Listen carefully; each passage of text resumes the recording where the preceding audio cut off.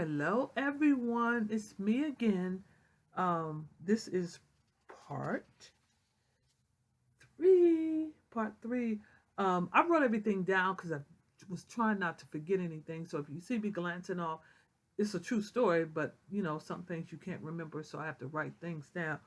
Growing up, raised by a single parent, then I find myself in those same footsteps.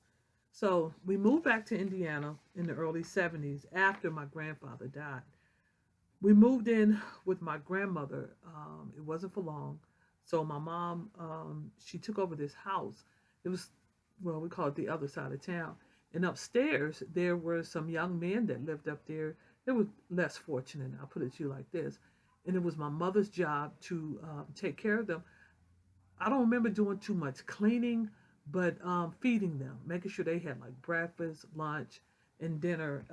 But they also had their own money at times, so my mother didn't have to worry about buying too much of anything for them. At least I don't remember. I guess I should have asked her before I started this, but that's okay. So that was another income for my mother, and she also worked at Lutheran Hospital. So she at this time she had two incomes coming in. So um, then we there in the summertime there was a summer program called CETA.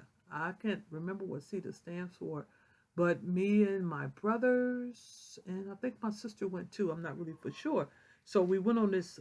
We went on the interview. Everybody got the job. I mean, it was a summer program, so it didn't matter. You just got the job. So, but in the interview, they said, okay, if you get welfare. Now I can't remember the exact price, but it was if you was on welfare, you got 50 cents an hour. If you didn't get welfare, you got $2 an hour. So we was like, shoot, they can hang that up, coming in here doing all this work for 50 cents. Oh no, no, no. So we we got home and told my mother about it. That we wasn't, taking no summer job. We could make 50 cents an hour, even though, you know, I guess it could have helped. We'd have had at least $10 a week because I think we only worked like 2 or 3 hours. I think it was 2 or 3 hours, and they picked you up and dropped you off in certain areas in the neighborhood. So it still would have been good. But anyway, needless to say, so we came home, like I said, telling my mother about it. We not taking that job because they talking about making some 50 cents an hour. No, no, no, no, no. My mother was like, "We're not on welfare." I was like, "What?" I truly couldn't tell we wasn't on no welfare. But so we ended up taking the job. Yeah, we we ended up taking the job. That was the most funniest thing. Wow. So yeah, that was funny.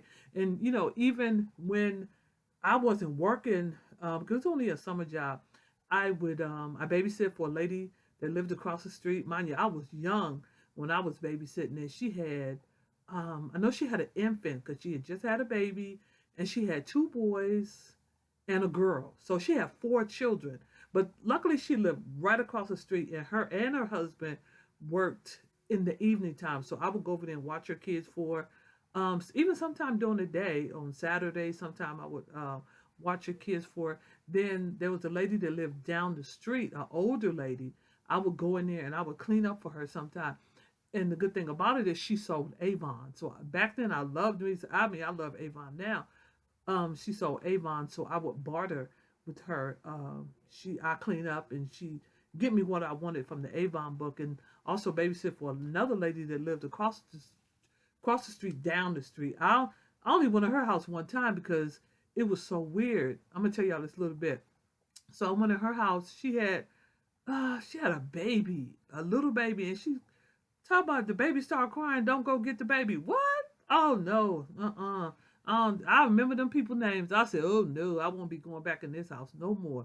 And it was a preacher and his wife. How you just gonna let the baby cry? Nah, nah, nah, not that, not that. Can't let the baby just cry.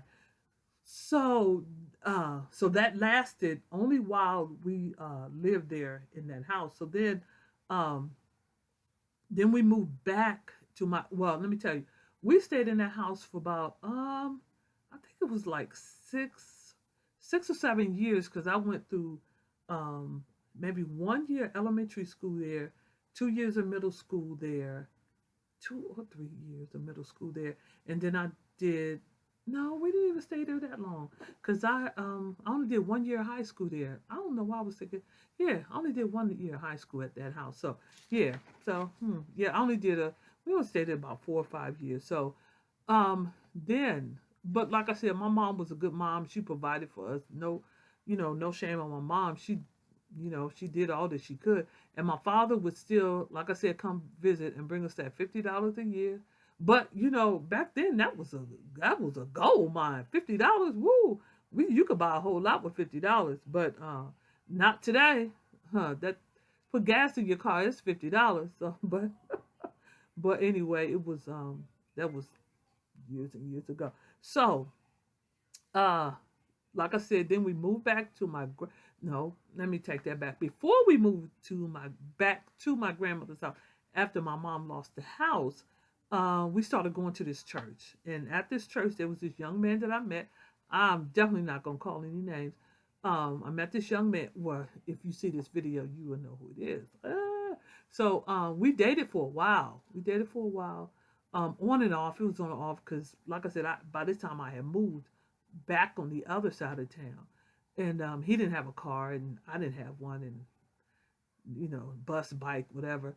So then, in 1981, 19, I think it was sometime in 1981, I was in 11th grade. So that's when we started back dating. It was serious then because we older, we 17, 18 years old, so we almost adults now. So we started dating. Then I did graduate from high school um, in 1980. So 1981, I got pregnant. I got pregnant in 1981 after we dated for a while. I got pregnant. Yep. In 1981, I was in the 11th grade when I got pregnant my first time. So, all right, that's the end of part number 3. Wait for part number 4.